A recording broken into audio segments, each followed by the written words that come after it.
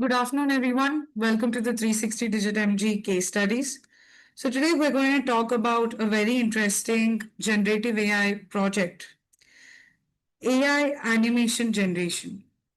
It's basically a case study in the automated content creation, and we're solving a real production challenge for, let's say, Educate's network, where we need to deliver 100 plus animated videos per month.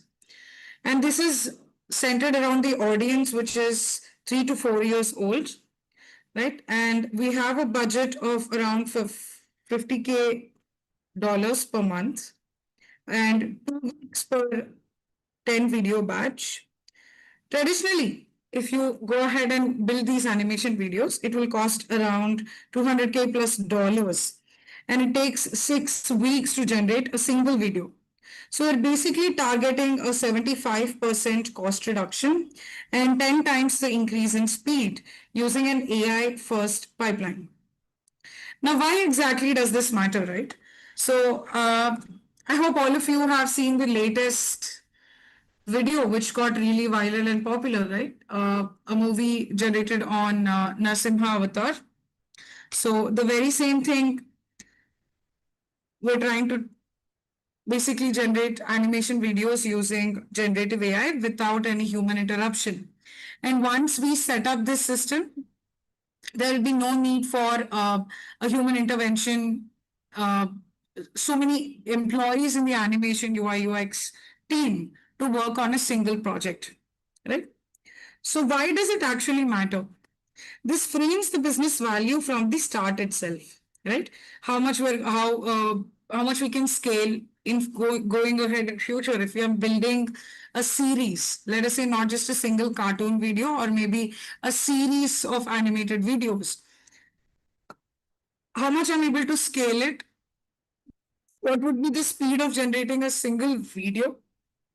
And the economics part behind it, given that the resources whom we are dependent on will now eventually cut down, right?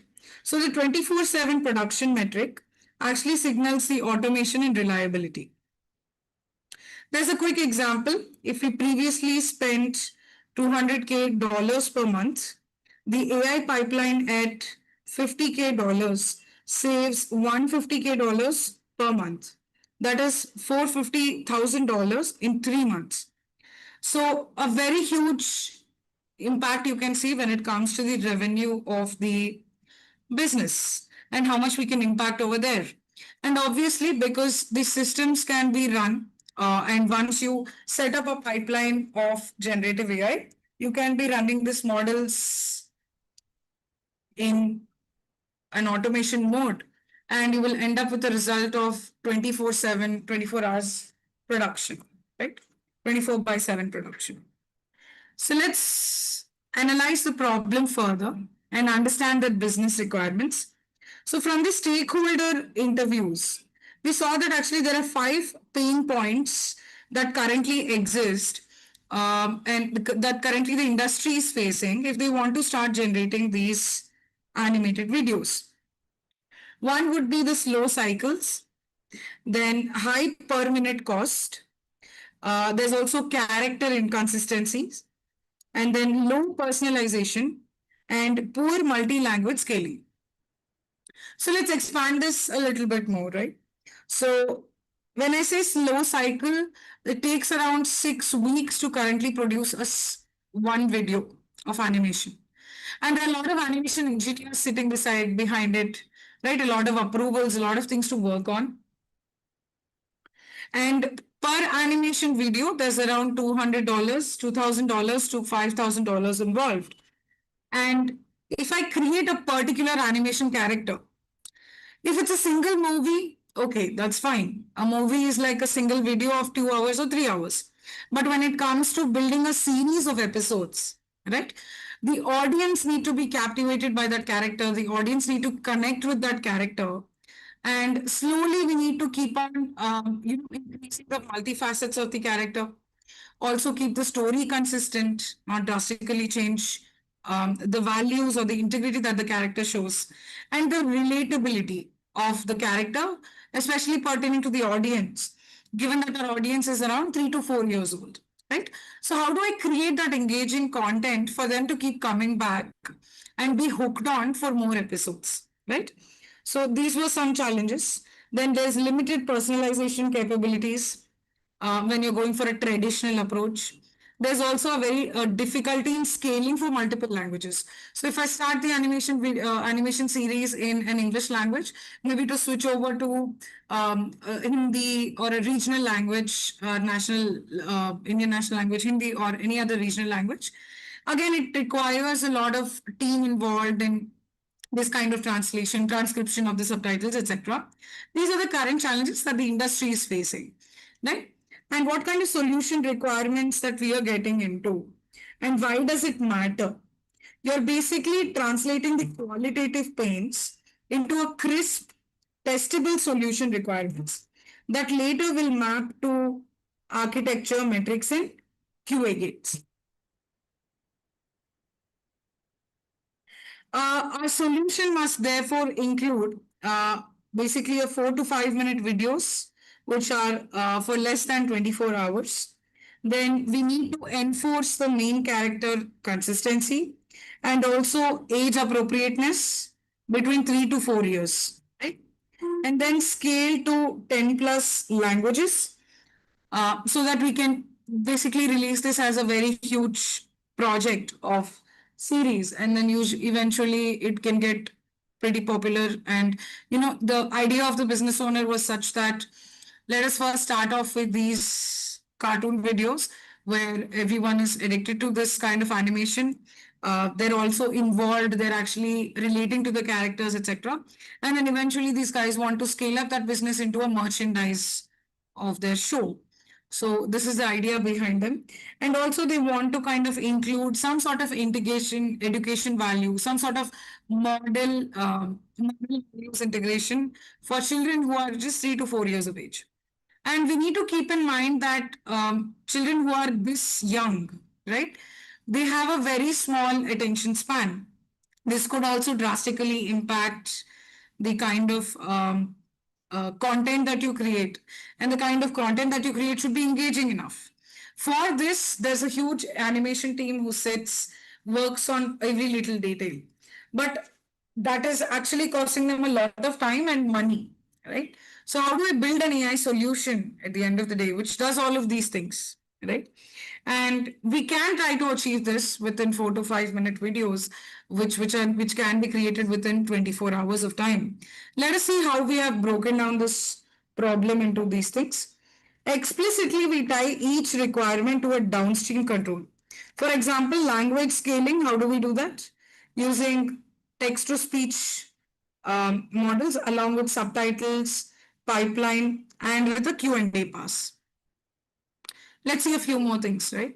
So here is a question in front of you. I would like you to answer. So if you see the question, it says EduKids network actually spends $200,000 a month on traditional animation. But if the AI solution costs $50,000 per month to operate, then what exactly is the primary business benefit?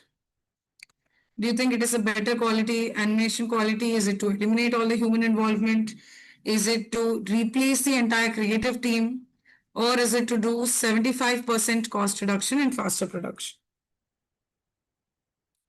So you can put your answers in the comments below.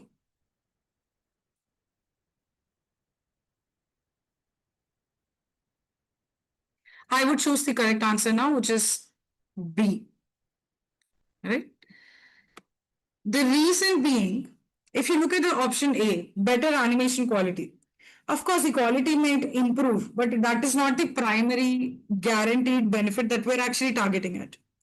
If you look at option C and D, eliminating or replacing humans is completely unrealistic in the world of AI. Humans will remain either to review the process or for a quality assurance or to actually be there for a creative oversight. When you look at option B, this will directly reflect the business case, the cost and time. So that's why I'm chosen. This is the correct answer. Yes. Now we'll also talk about generative AI ops and what is exactly the architecture design behind it. So we basically use a four-layer architecture in order to stay modular and scalable. So this decision process, will ensure us that we can scale it. Scale it in the sense, if I create 100 episodes now, in future we can keep on creating more and more videos, and this will continue as a pipeline without any human intervention much involved in it. It will keep on going as a smooth, streamlined process, right? And I can scale it to large extent. That is, I can start creating longer duration videos, maybe 20, 25 minutes videos. Along with that, I can come up with even more number of episodes, include even more number of characters to make the plot very interesting, right? All of these customizations will fall into a streamlined process.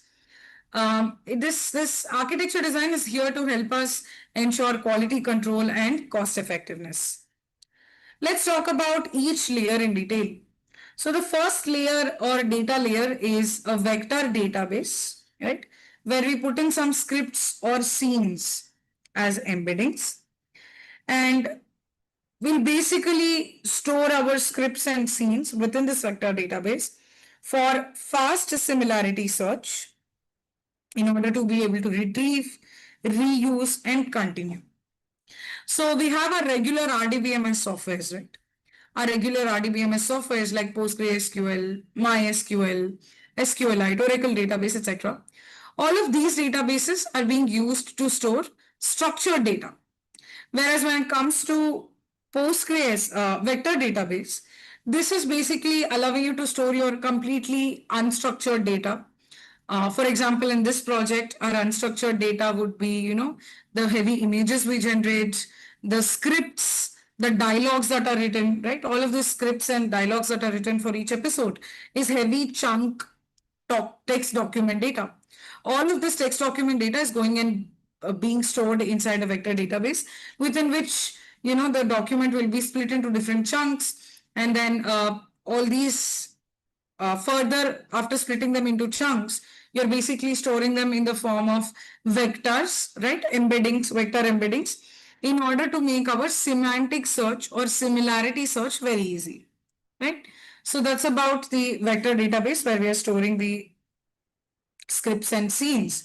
Apart from that, we also have PostgreSQL, where we can store our metadata, different versions of it. We can also start auditing things.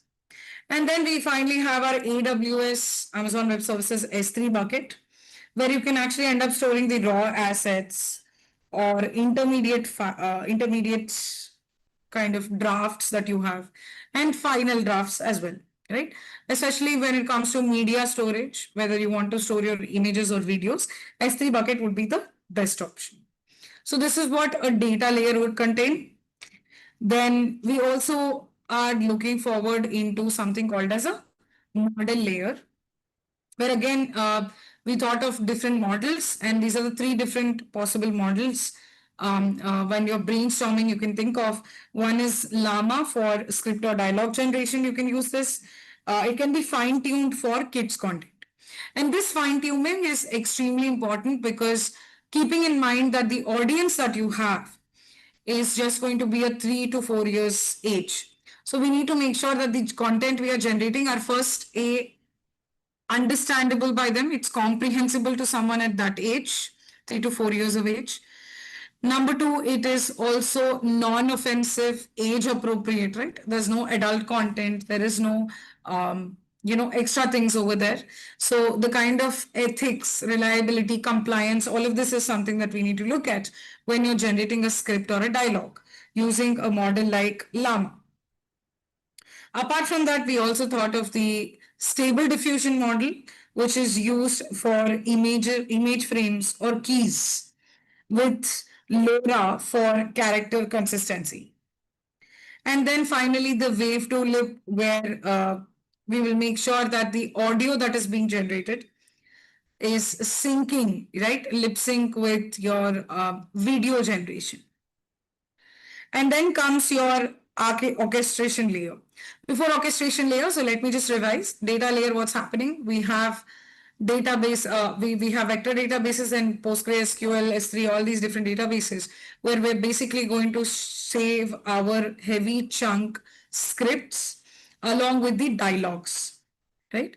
Then you have a model layer where you have three different types of models. One model which is generating scripts and dialogues for the age appropriate audience and making engaging content. Um, Stable diffusion, again, another model which is basically generating your image frames and then slowly converting those image frames into videos. And to those videos, we need another model like Wave to Lip, where it will add the audio, synchronize the audio with the video, and integrate finally, right?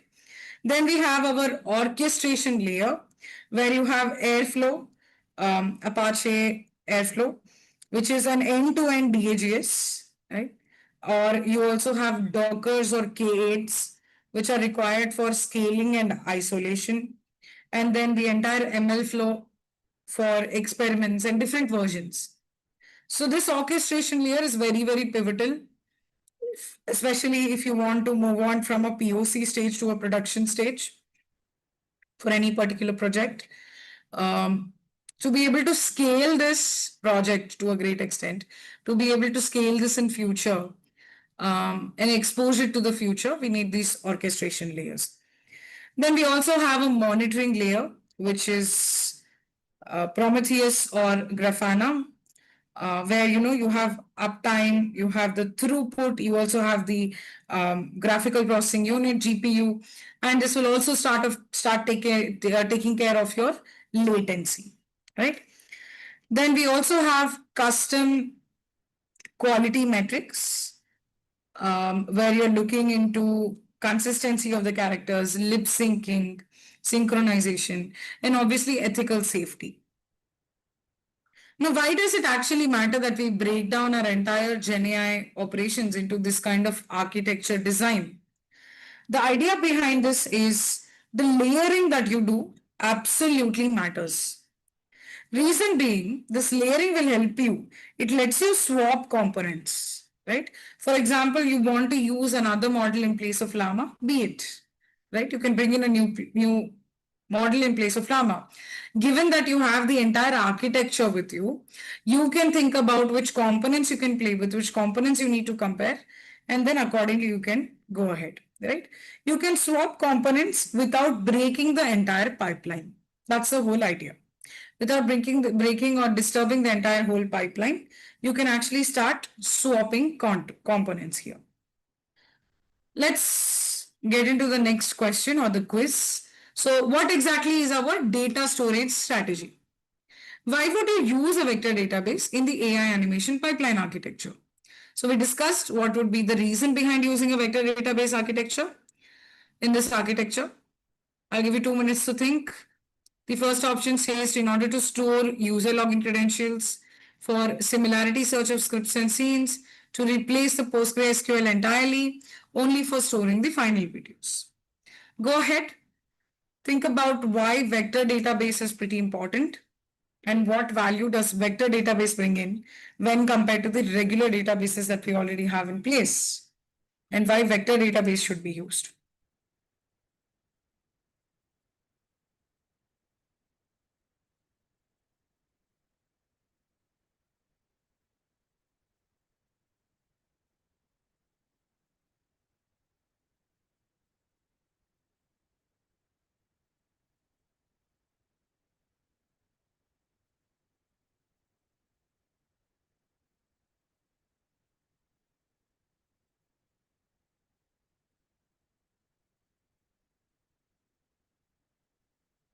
Right.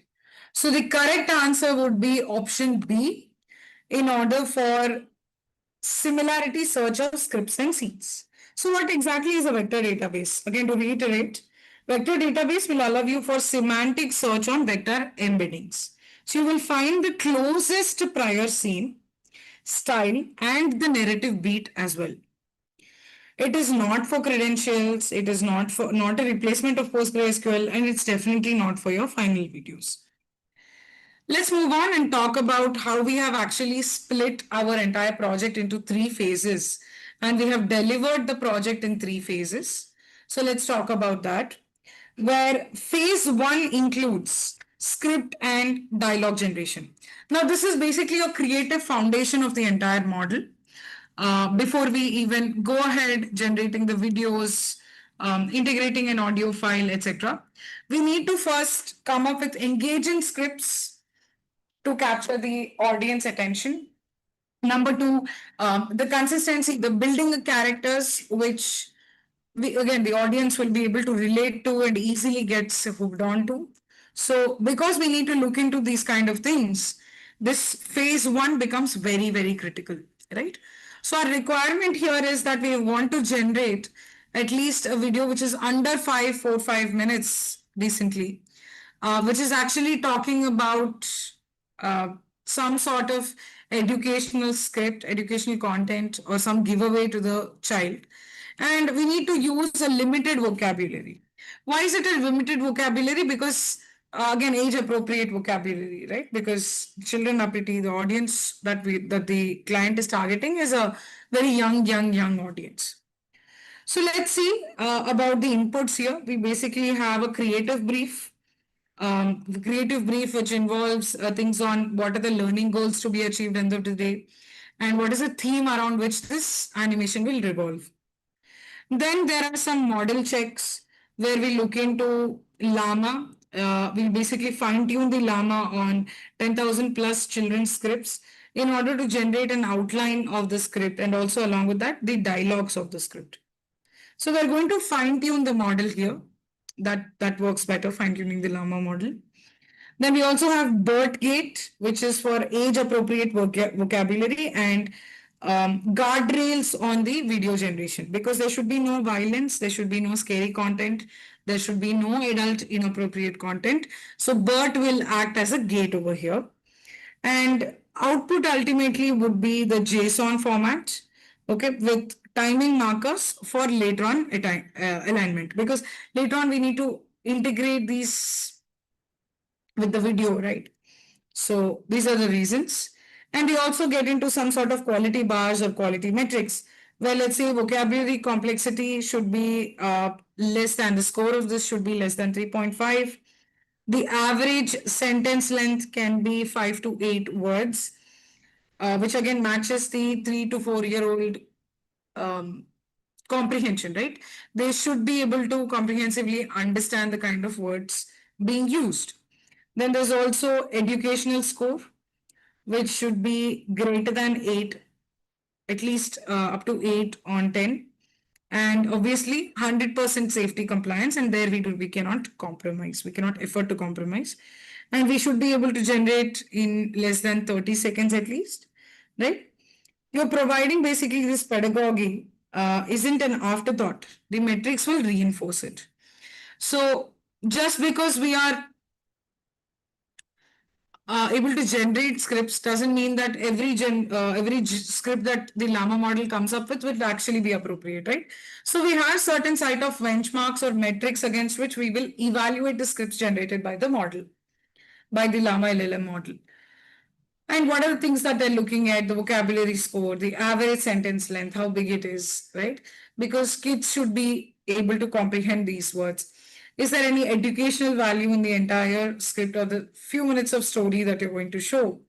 And safety compliance, we obviously cannot compromise on that. Apart from that, we should be able to generate the models very quickly under the 30 seconds. Okay. Now let's see a few more questions here. Another quiz for you guys. So script generation assessment. Let's try and understand the content creation. The question is here, what is the primary reason for limiting the vocabulary to 2000 words only? Is it because we want to reduce the processing time? Is it because we want to match the children's comprehension level? Is it because we want to save storage space? Is it because we want to make translation easier? Well, I'll give you a couple of 20 seconds to think of it. So definitely if you limit the vocabulary, processing time does reduce, but that's not the primary reason. Yes, it will also end up saving you a lot of storage space. Agreed. allows you to make the translation easier because less vocabulary words, but the primary reason is to match the children's comprehension level, right? So these are all the things that you need to look into. And slowly, because of this, a lot of different job roles have started to open up in the AI domain. You have your AI ethics engineer, you have your AI compliance officer who's looking into all of these things, who's making sure that all the models that you use are being are following or adhering to these kind of guidelines. So 3 to 4 year olds, they have a limited receptive vocabulary. The concise language aids attention and retention. So the processing time or storage are completely irrelevant options over here. Translation ease is the secondary reason. Primary reason would be matching the children's comprehension level. Now, once the script is being generated, once the script, dialogues, everything is in place, our next focus would be in video generation. Now, generating the video based on those scripts and dialogues that the llama output gives us, the llama model gives us the output. Here we have a very big, huge challenge in video generation using AI models. That is maintaining the consistency of the character across different scenes.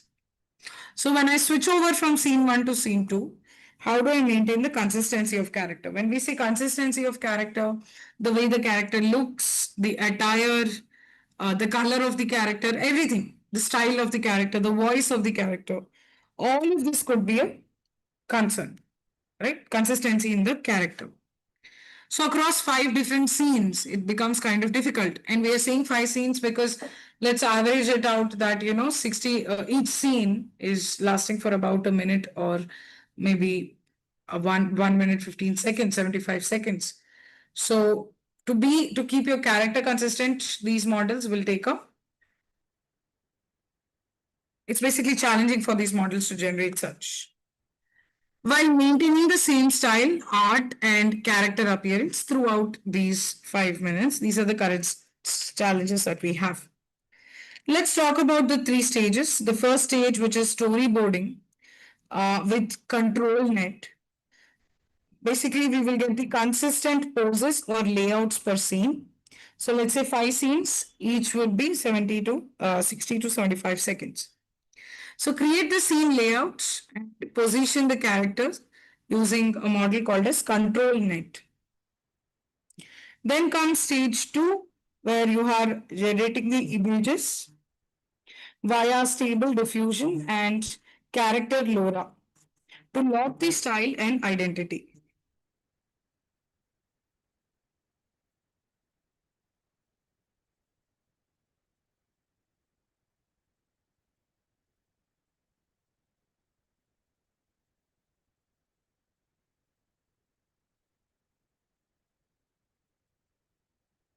Second stage would be image generation using stable diffusion, character LoRa to lock the style or the identity. Then we have stage 3, where I can do animation via animate difference at 24 frames per second for smooth motion generation. So how do we overcome this character consistency challenge, right? So there is some sort of solutions for this. You can use load model in order to fine tune. We can fine tune it on maybe 500 plus images of the main character. And then we can go ahead with embedding vectors in order to pin the facial or facial traits, how the face would look like, what will be the texture of the hair, or even the kind of clothing that the character wears. And then embedding vectors are used for this. Automated drift detection and 95% consistency score threshold. These are some consistency controls that we can bring into picture. And why does it actually matter, right? Character drift will entirely ruin the continuity, and these controls keep the same kid across different episodes. So once you lock the character, We need to make sure that the same kind of character keeps on building in the coming few episodes so that the audience gets hooked, right? This is the phase two animation video generation. And what are the kind of challenges that we might face, right? Let's look at a quiz now. What technique ensures the main character looks the same across all the scenes in a single episode? Is it the manual drawing of each frame? Is it using different models for each scene? Is it low fine tuning with character embeddings, or is it random generation hoping for the best?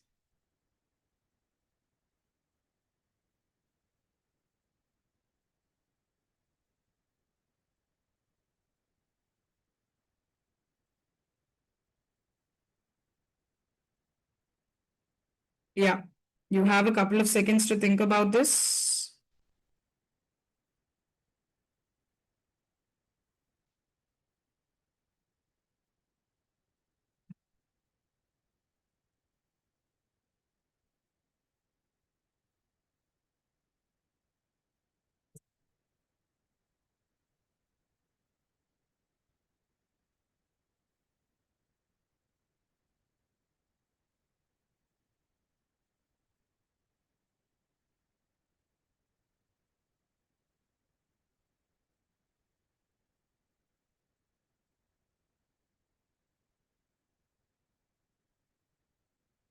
So the correct answer would be lower fine tuning with character embeddings, right?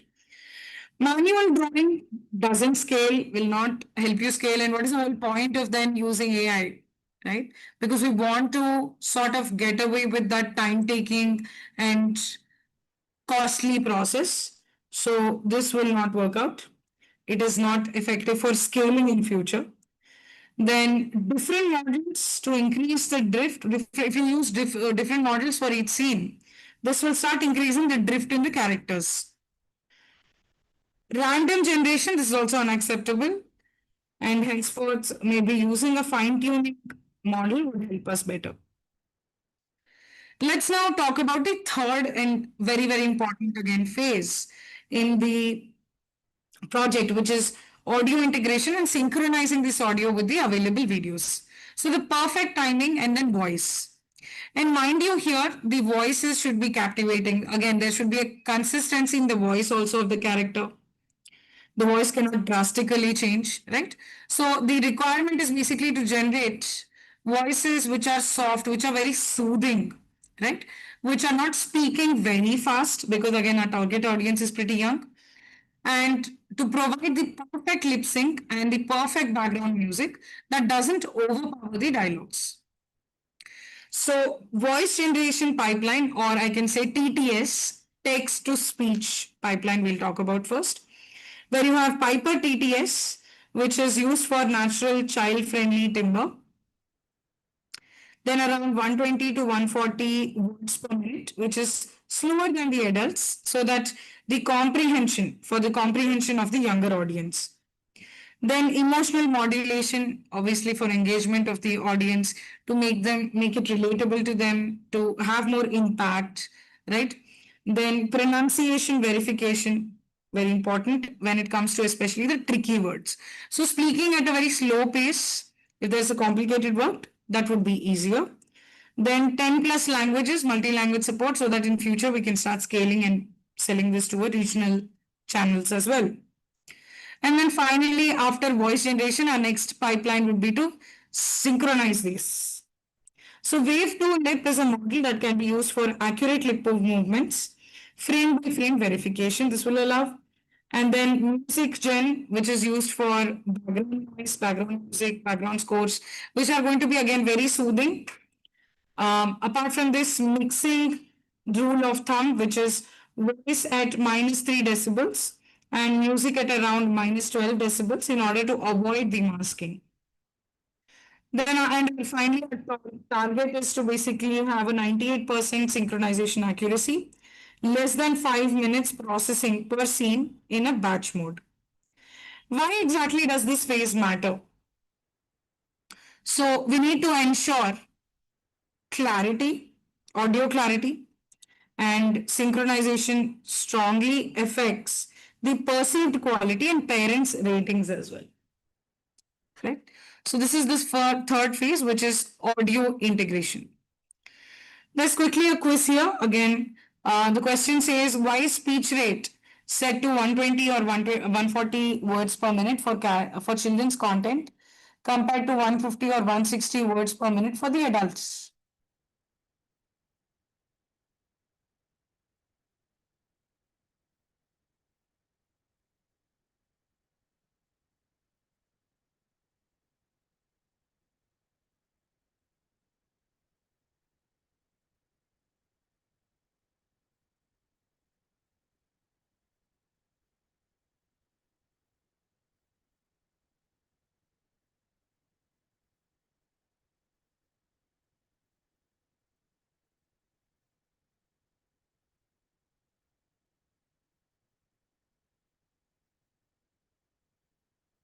So the correct answer would be option B, where children will process the language slower, right? Slower words per minute reduces the cognitive load, and this will improve retention for early learners. If you look at videos to save processing power, not really. Technical limitations of text to speech, not at all. There is no limitation of that sort. Making the videos longer, no, that is not also our aim, because keeping in mind that 3 to 4 years of age is the audience, longer videos, they're not interested, right? They have a very small attention span and quickly they get distracted. So we need to make it quite engaging. Okay. Now we'll talk about the implementation results and end of the day, what is going to be the return of investment for the client. So 3 months outcome, if you look at, we would be able to end up producing 312 videos, 450,000 amount saved, because considering that you are investing $150K per month.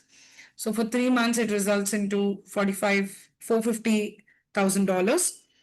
Then 18 hours average production time per video versus taking weeks together to produce one video. Then 4.8 to 5 out of 5 parent rating is what we hope to achieve. And what are the different technical achievements that we have actually come up with? Our 99.2% pipeline uptime when it comes to production. Then we are able to render 96% character accuracy, character consistency. And this is most pivotal and a huge challenge in this project. Then 98.5% of lip sync, good integration of the audio with the video, animated video, and 100% safety compliance, because age appropriateness, ethical content is something that we cannot compromise on. Then we also have the business impact of this, where we're targeting on 75% reduction in the production cost. Apart from that, 10% increase in the content. So if every week I was able to generate a video, now I will be able to generate 10 videos per week. So 10 times more productivity, more time saved, less costly, more money that the client can make.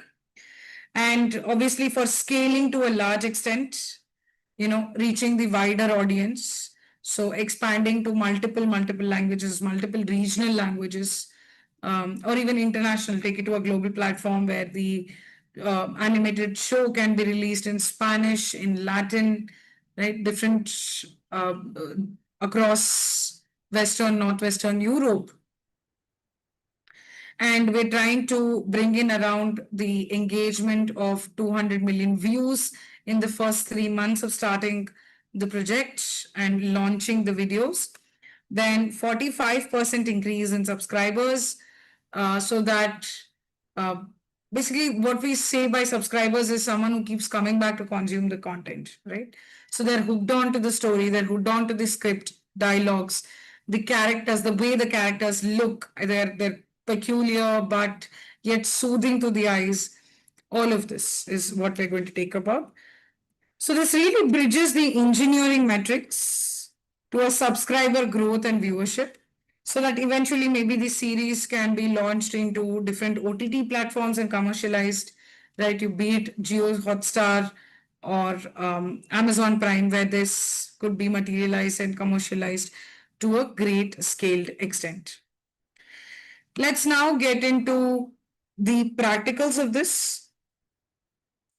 The key summary or the key takeaway that I would give here would be that if we look into sort of the business problems, right? The business value that we're able to add, 75% cheaper, 10 times faster to scale the videos to 100 plus videos a month. Then Gen Ops, the Gen AI Ops mindset, the Generative AI Ops mindset, which helps you manage a lot of different services, containers, airflow, ML flow tracking, etc. Then also the pipeline, which is phase 0 to 3 that we talked about, the entire pipeline that we have drafted out over here, right? All of this would really help out in when you phase the project into a zero, phase one, phase two, phase three, right from the data origination to the models to the orchestration pipeline and further monitoring the quality of it. Then we also talked about craft quality, where you need to look into the age appropriate scripts, dialogues, content. LoRa, which is again used for fine tuning based on the visual consistency, and Wave 2, which allows you for lip synchronization and careful audio mixing. All of this is going to end up having a good quality. And the challenges that we need to overcome here would be character drift, render throughput distributed, the cost or the spot instances, and return of investment could be around $450,000 in 3 months, which is making sure that the strong engagement metrics. So AI animation will basically transform the economics and throughput while also keeping strict quality bars for the early childhood content. Our entire focus would be on anchoring every technical claim to a metric. So every time you are claiming something technical, saying consistency of characters is required or age appropriateness is required, we will further deep into it, deep down into it, and sort of break down the metrics and define that how much percentage of consistency is what we're trying to achieve, and sort of benchmark on that. Then you have how many words per minute you would use, what are the different database levels, databases involved, what would be the licenses of that, right? How much that is going to cost the client, and is there any latency issues and how we are going to tackle that. So these are some technical claims that we need to look into, and we will keep the pedagogy up front, that the age appropriateness gates and the safety compliance that we cannot compromise on.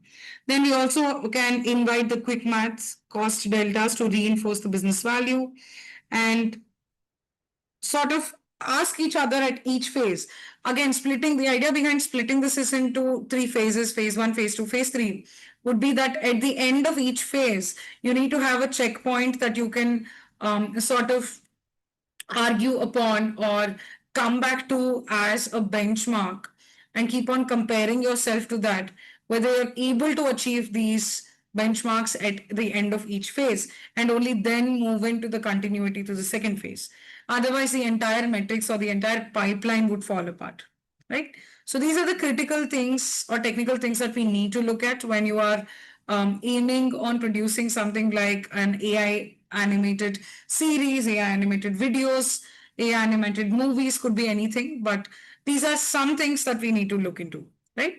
Let's take a quick break of 5 minutes, and I'll have one of my colleagues join in, and we would be taking you through the live demonstration on how we achieved something like this, how we ended up achieving an AI animation video, and a small snippet of something that we try to achieve using different models, different tools that are available, and how we are working on this. So stay tuned for good content. Meanwhile, I would just like to also inform you that at the end of this video, you will end up with a Google form. So the Google form that you filled in, we make sure that anyone who's attended this masterclass is going to take away a certificate from us.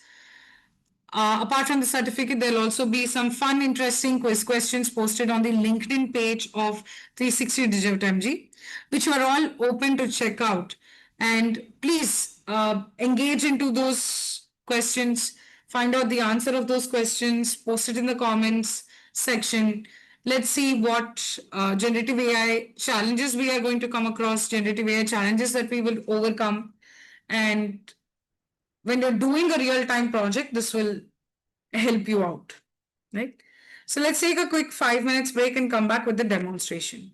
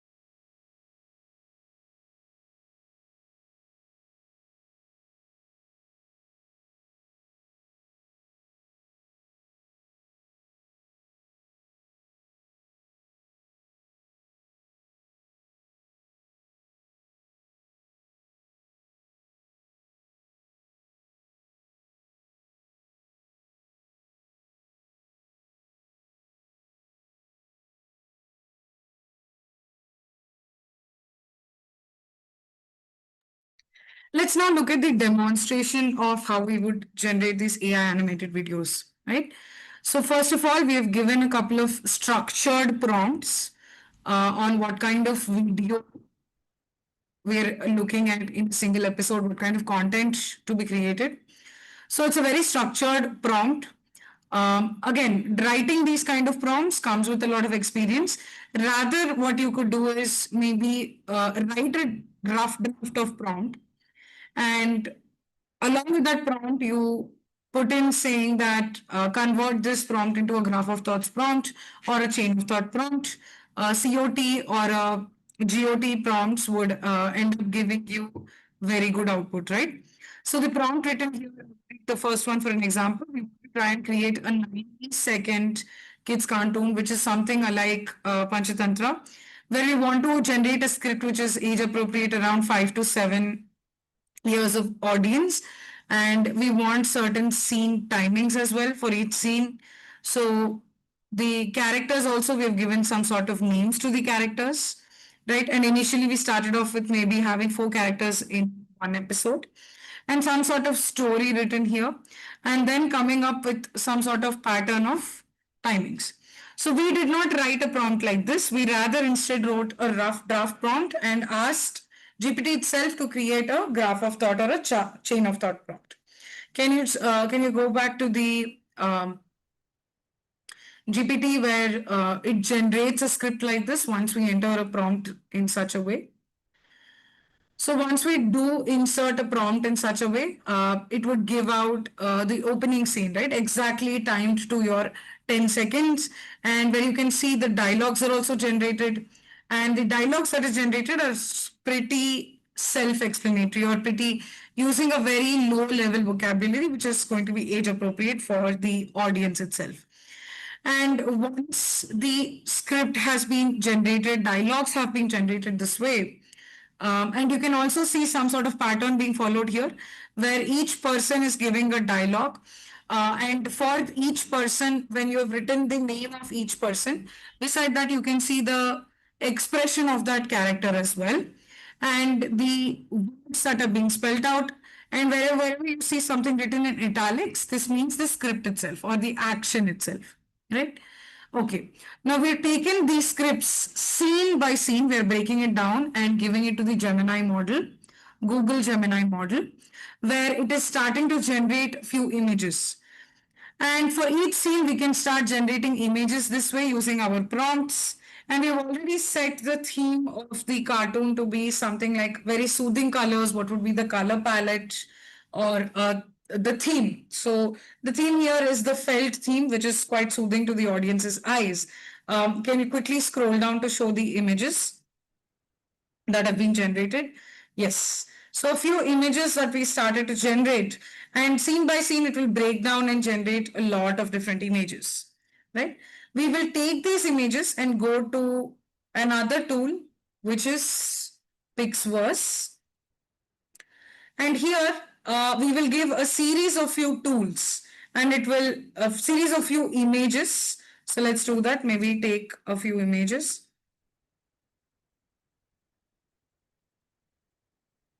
And then try and convert that into a small clip video.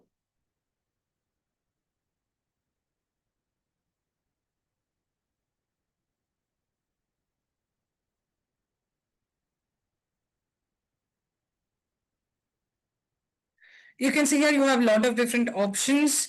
You can set the resolution of the kind of video you want, the ratio, the frame size, all of these things can be manipulated. Yes.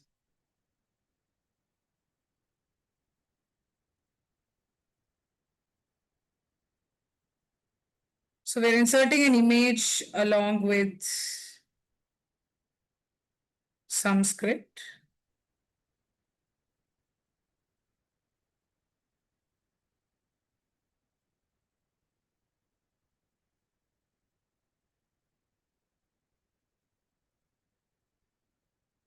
So along with the clip, we'll give the script prompt.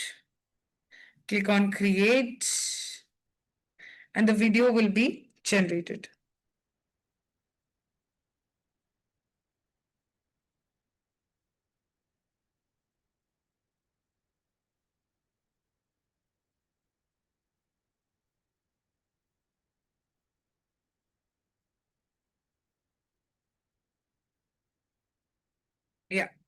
So the video is a small clip video is being generated here, merely 5 seconds. Similarly, for each and every scene, we will break down different clip videos, right? And you can end up downloading this, saving this, maybe change also the, if you want a better resolution, etc. All these customizations can be done on this Pixverse tool. Once you do download the image, you can end up downloading it in your local machine as well. We will now go to another tool called as Narrate, which allows us to sort of integrate multiple clips videos and get basically we want to generate an audio output out of it, because having a blank video is not working out, right? So we move on to the phase 3 of the project, like I discussed, which is generating the audio behind this. Could be dialogues, could also be a background noise, where we will select exactly which language. There are multiple languages that you can choose from. Can you just show us the dialog box? Yes. The drop down box is showing you. You can choose different languages that you want, even the regional languages, a lot of different European languages if you want to further scale your show to a whole global international level if you want to take it up, or also have it published, or also have the show run on an OTT platform. This kind of capabilities are there. You can also change the voice of each and every character that you have. So you can manipulate the character's voice, whether you want it to be a soft voice, a harsh voice, a more expressive voice, high pitch, low pitch. Do you want it to be the voice of a female or a male gender, etc., where the baseline would be different, right? So you can sort of start experimenting with different types of voice generation over here. So once you do select one, and you can add in your script. Let's add in a script as well.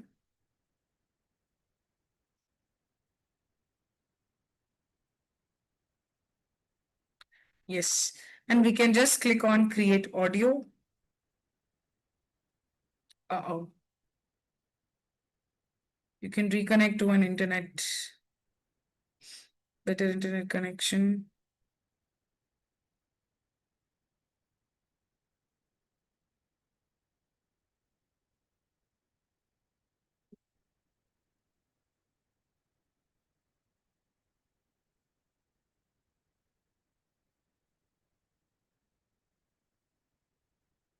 Okay, that's right. So this is basically a tool which you can use for audio generation. Then we move on to merging multiple videos that we have generated into a single video. Can you go there? Any sample video that you've saved before, we can add here. Okay, yeah. Choose the files.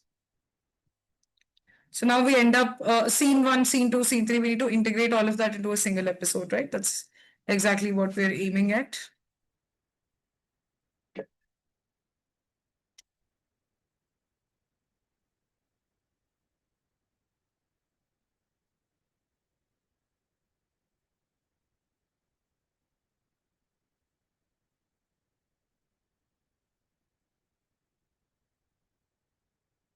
Okay. Can you add more videos here that already exist?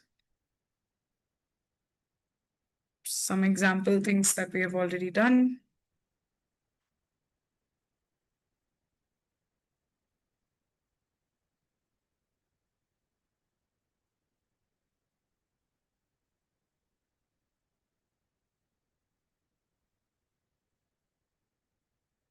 Yeah, this is a tool that we are using for video merging. And when we click on export, yes, it will integrate the clips into a single video, one scene after the other.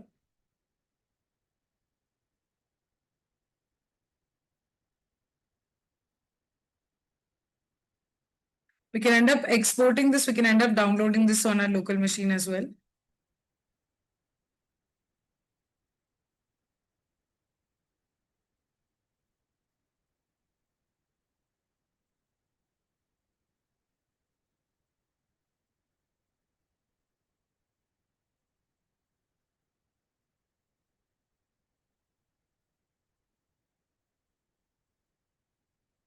Yeah. So we have ended up merging the two clips together to get a video here. And for the audio part, we would then go to Canva, which allows us to integrate finally our audio to the videos that we have. Yeah, you can quickly demonstrate a small clip. That's fine.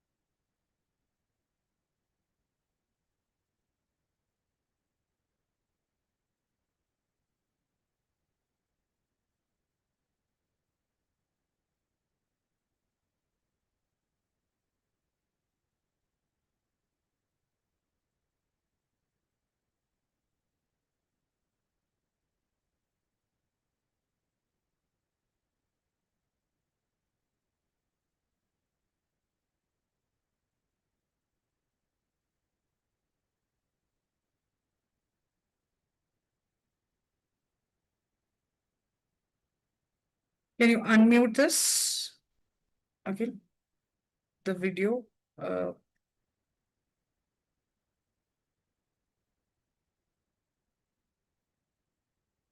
you can play the video from the beginning and then unmute as well.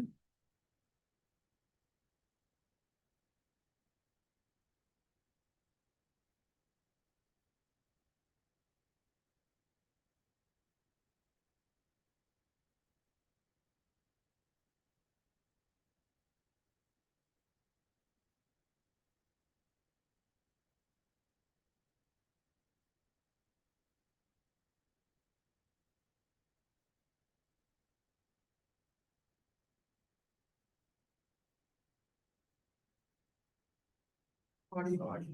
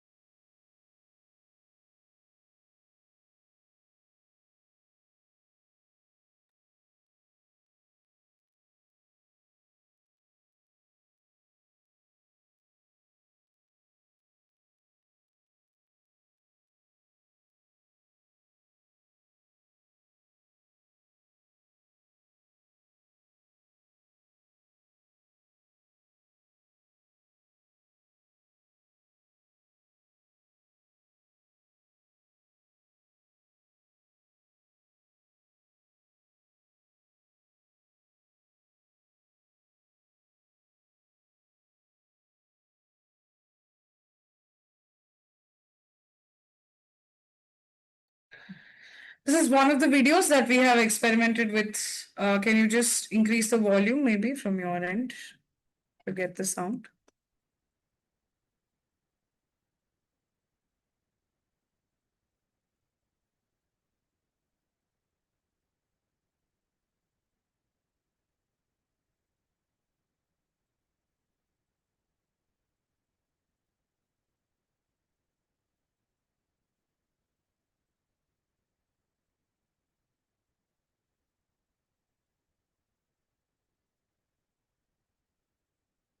So the different characters, scene by scene, trying to maintain consistency in the clips, that becomes the biggest challenge, right? Yeah, you can stop sharing your screen. Thank you. So that's about the AI generation video, friends. We'll come back. We'll continue the series of different case studies, different exciting generative AI projects, um, even your traditional ML projects that we do here at 360. So looking forward to engaging more with all of you. Stay tuned for the certificate that you can download by attending this masterclass. Apart from that, engage with our 360 official webpage. I'll quickly share my screen and show you the 360 DigiTMG page, which you can find on LinkedIn, the official webpage.